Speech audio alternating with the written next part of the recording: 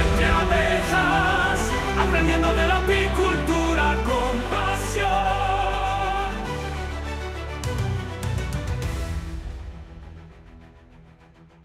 Bienvenidos. Hoy vamos a hacer un análisis de un arbusto que, bueno, seguro que hemos visto cientos de veces. En todas partes. En parques, rotondas, sin prestarle casi atención, pero que esconde un secreto crucial para la supervivencia de las abejas. Hablamos de la mahonia. La mahonia, sí. Para desentrañar su historia, tenemos sobre la mesa 3 documentos. Una ficha botánica muy completa de la especie Mahonia aquifolium, luego un artículo sobre su papel como fuente de néctar en invierno, Que es la clave. y un tercer texto que analiza su importancia para el mundo de la apicultura. La misión es entender por qué esta planta de flores amarillas es mucho más que un adorno y cuál es su función vital en la época más difícil del año para los polinizadores. Es que es una historia fascinante. Y lo mejor es que se desarrolla a plena vista. A menudo buscamos la ecología, no sé, en los grandes parques naturales. Lejos de casa. Sí. Pero a veces las conexiones más importantes están en el parterre de al lado. Y la mahonia es un ejemplo perfecto de eso, de resiliencia y simbiosis urbana. Pues vamos a ello. Empecemos, si te parece, por el retrato robot de esta planta. Venga. La ficha botánica nos dice que su nombre científico es Mahonia aquifolium. Ajá. Es un arbusto de hoja perenne, que esto es importante. No pierde la hoja en invierno y puede alcanzar hasta 2 metros de altura. Que ya es una altura considerable. Sí, sí. Pero lo que más me llama la atención es la descripción de sus hojas, dentadas y con bordes espinosos. La ficha dice que recuerdan a las del acebo. Claro, de ahí viene precisamente el nombre de la especie, aquifolium. Viene del latín acus, que significa aguja, y folium, hoja. Ah, hoja con agujas. Hoja con agujas u hoja espinosa, exacto. Es una descripción muy visual que te ayuda a identificarla al momento. No es una hoja suave, vamos, tiene carácter. Totalmente, tiene carácter. Y luego, claro, están las flores, que es donde empieza la magia. El espectáculo. Son de un amarillo dorado muy intenso, muy llamativo, y crecen en racimos que apuntan hacia arriba. La ficha las describe como panículos racimosos erguidos. En cuanto a su origen, nos llega de Norteamérica Occidental, pero una de las claves que subrayan todas las fuentes es su increíble capacidad de adaptación. Es una todoterreno. Una auténtica todoterreno. Crece en todas partes, parques, jardines, setos, linderos de bosques, le da igual el sol que la penumbra y no es muy exigente con el suelo. Y esa condición de todoterreno es fundamental para entender su valor ecológico, pero también plantea una pregunta interesante. Sí, de hecho, mientras leía sobre su robustez, me surgió una duda. Si es tan adaptable, tan resistente a las heladas y no es de aquí, ¿no existe el riesgo de que se convierta en una especie invasora? Claro. A veces las plantas más duras son las que acaban dando problemas. Es una pregunta muy pertinente y es la que cualquier persona interesada en la jardinería sostenible debería hacerse, desde luego. Ajá.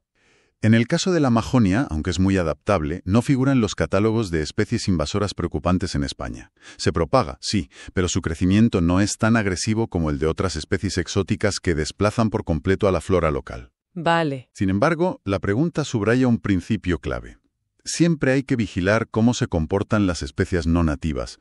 Lo que convierte a la mahonia en una aliada, en este caso, es que ocupa un nicho, especialmente en entornos urbanos muy alterados, donde la flora nativa a veces tiene dificultades para prosperar. O sea que se convierte en un recurso donde de otro modo no habría nada. Justo eso. Entiendo. O sea, su propia dureza la hace útil en lugares duros como las ciudades sin que llegue a ser un problema ecológico grave. Exacto. Y esto nos lleva directamente a su gran secreto, al motivo por el que estamos hablando de ella. Una de las fuentes lo dice sin rodeos. Es una de las pocas plantas que florece en invierno. Ahí está la clave. Pero aquí me encuentro con lo que parece una contradicción.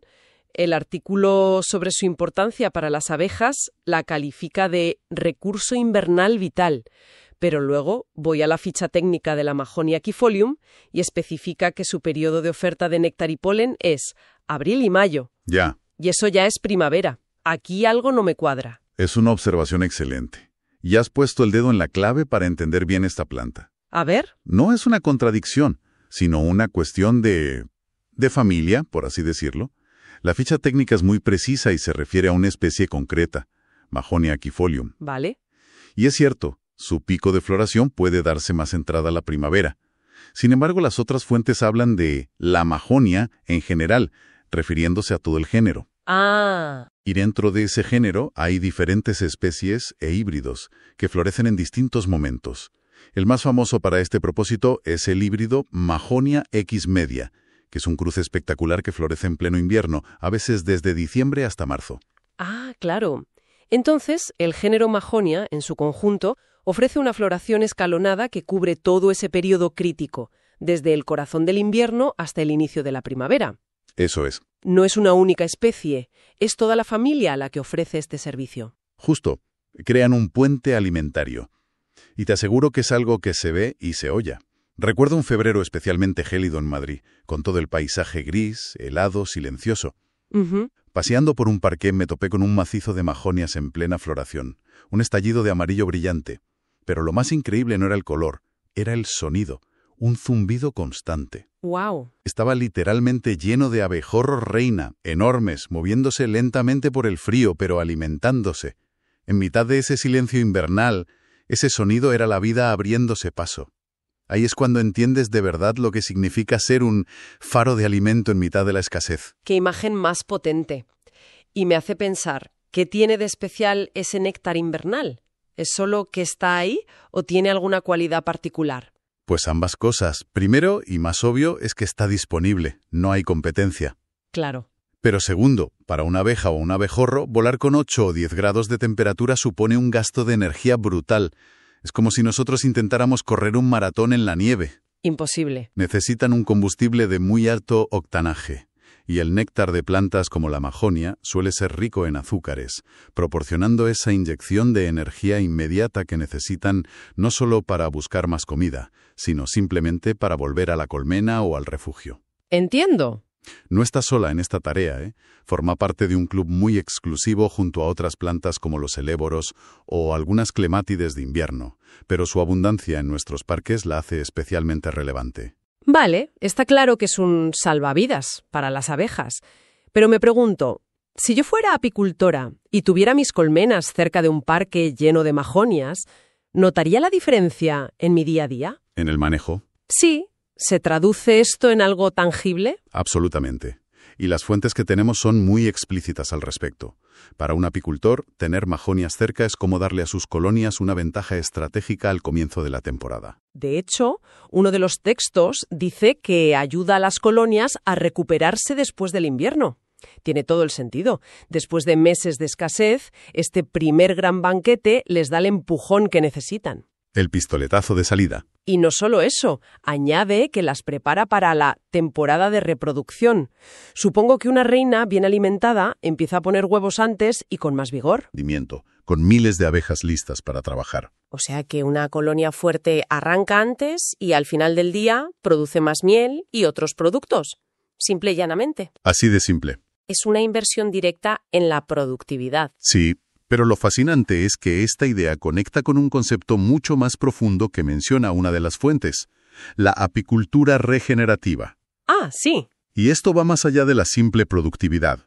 La apicultura tradicional a menudo se enfoca en la colmena como una unidad de producción que hay que mover de un sitio a otro para aprovechar las floraciones. La apicultura regenerativa, en cambio, propone un cambio de mentalidad. ¿A qué se refiere exactamente? Suena bien, pero ¿qué implica en la práctica? Implica dejar de pensar en la colmena como una fábrica y empezar a verla como parte de un ecosistema que hay que cuidar y mejorar. Vale, y eso no se consigue solo plantando mahonias. Significa crear mosaicos de floración que ofrezcan alimento durante todo el año, no solo en primavera. Significa dejar de usar ciertos pesticidas en los alrededores, construir hoteles de insectos para otros polinizadores y, sobre todo, como bien apunta una de las fuentes, fomentar las plantas nativas. Entiendo. Se trata de reconstruir un hábitat saludable y diverso. La Mahonia, aunque no sea nativa, nos enseña el tipo de función ecológica que debemos buscar en nuestra flora local. Es un cambio de paradigma total, de una relación extractiva a una de colaboración con el entorno. Justo. De ver la colmena como un activo a verla como parte de un vecindario que hay que mantener sano. Has dado en el clavo. Y esa idea es crucial para el futuro de la apicultura y de los polinizadores en general. La salud a largo plazo de las abejas, tanto las melíferas como las silvestres, depende de que reconstruyamos estos pequeños ecosistemas resilientes tanto en el campo como en las ciudades. Vale, creo que el puzzle va encajando. A ver si lo he entendido todo. Si tuviéramos que destilar las grandes ideas de este análisis, ¿podríamos decir que son 3? A ver. Primero, la increíble dureza y adaptabilidad de la Mahonia, que la hace omnipresente y accesible en nuestros entornos. De acuerdo. Segundo, su superpoder, que es su floración en el momento más crítico del año, a finales de invierno. El momento justo. Y tercero, el efecto dominó que esto provoca. Fortalece a las abejas desde el principio, lo que de rebote beneficia enormemente a la apicultura. Es un resumen perfecto. Y si conectamos esos 3 puntos, vemos que la historia de la Mahonia es en realidad una metáfora de algo mucho más grande. Ah, ¿sí? Sí, de la conexión íntima entre las decisiones que tomamos en nuestros jardines, la biodiversidad local y sistemas tan complejos como la producción de alimentos. Claro. Demuestra cómo una acción aparentemente insignificante, como elegir qué arbusto plantar, puede tener un impacto ecológico real y positivo. Cada Mahonia en un parque es, literalmente, una gasolinera abierta 24 horas en pleno desierto invernal para los polinizadores. Es una perspectiva que cambia la forma de mirar un simple arbusto, desde luego. Hemos partido de una ficha botánica y un par de artículos y hemos descubierto una trama de estrategia de supervivencia, de simbiosis. Sí. Y sobre todo, de la importancia de observar con más atención la naturaleza que nos rodea a diario. Y para cerrar, me gustaría dejar una última reflexión, una hebra de la que nuestra audiencia puede tirar. Adelante. Las fuentes que hemos manejado se centran, lógicamente, en las abejas melíferas, las que viven en colmenas y nos dan miel. Son importantísimas, pero esta floración temprana es, si cabe, todavía más crítica para otros héroes silenciosos de la polinización. ¿Cómo cuáles? Pensemos en las reinas de los abejorros. Ellas son las únicas de su especie que sobreviven al invierno, hibernando solas bajo tierra. Cuando despiertan en febrero o marzo, están exhaustas y tienen una misión monumental: encontrar un nido, empezar a poner huevos y fundar una colonia entera ellas solas. A diferencia de una colmena, ellas no tienen reservas de miel esperándolas. Parten de cero. Exactamente.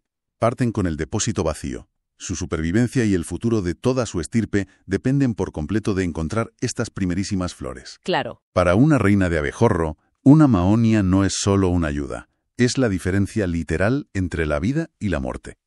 Lo mismo ocurre con muchas especies de abejas silvestres solitarias. Para ellas, este arbusto no es un simple recurso, es la tabla de salvación que les permite iniciar una nueva generación.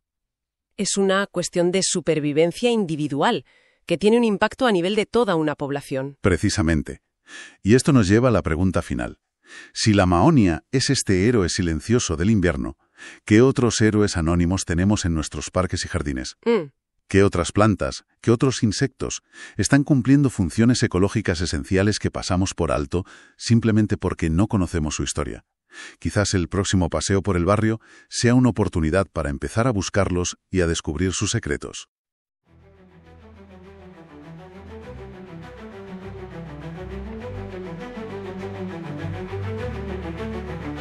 Caminando entre abejas, aprendiendo de la apicultura.